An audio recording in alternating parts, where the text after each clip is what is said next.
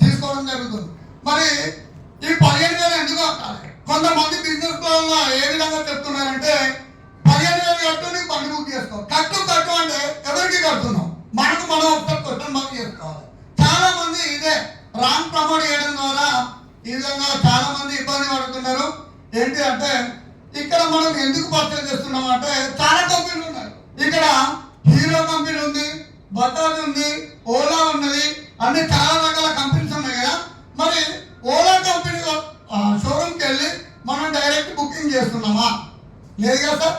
ఆన్లైన్లో ఆర్డర్ పెడుతున్నాం. ఆర్డర్ పెట్టడం ద్వారా మరి వెహికల్ చూస్తున్నాం సార్. ఇక్కడ మనం చూడట్లేదు.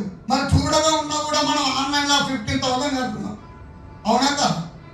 మరి ఇక్కడ మన కళ్ళ ముందట మనకి వెహికల్స్ అవబడుతున్నాయి, అన్ని విధాలుగా ఉన్నాయి. కాబట్టి మనం ఇక్కడ జస్ట్ 15,000 మనం ఇక్కడ పర్చేస్ ఆర్డర్ చేయడం ద్వారా మనకి ఇక్కడ ఐడి నెంబర్ అనేది రావడం జరుగుతుంది సార్. ఇక్కడ ఐడి నెంబర్ అంటే ఇండిపెండెంట్ డిస్ట్రిబ్యూటర్. అదే మరి వేరే కంపెనీలో hero company, Bajaj company, TVS కంపెనీలో మరి మనకు ఐడి నెంబర్ అనేది ఇవ్వడం జరుగుతుందా సార్? లేదు కదా.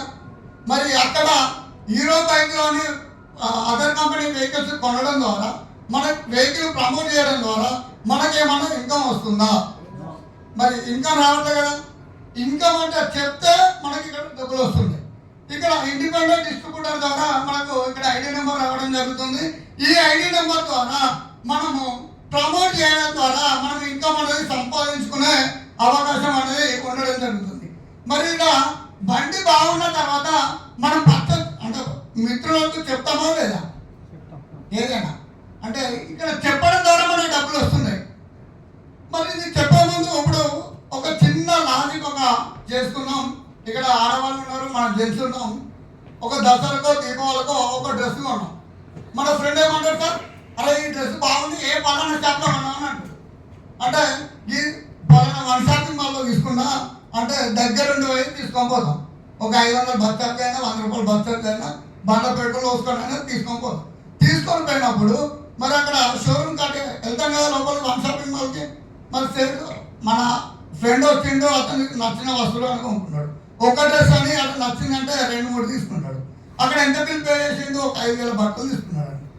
ఈ 5,000 బట్టలకి మరి స్టేట్ నేను మా ఫ్రెండ్ని తీసుకొని వచ్చిన, మా ఫ్రెండ్ ద్వారా నీకు ఒక 10,000-5,000 బట్టలు సేల్ అయితే నాకు అందులోకి వెళ్ళి నాకు ఒక 500 రూపాయలు ఛార్జీలు అయ్యాయంటే ఇస్తాడా సార్? ఎందుకు ఇవ్వడు సార్? అది ట్రెడిషనల్ మార్కెట్, అది ఆయన ఓన్ బిజినెస్ కాబట్టి ఇవ్వడు.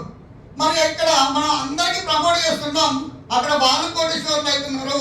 ఇక్కడ మరి అదే ప్రమోట్ కనుక ఇక్కడ మనం ADMS లో చేస్తే మనం ఇక్కడ కోటీశ్వరులు కాబోతున్నాం. అవునా?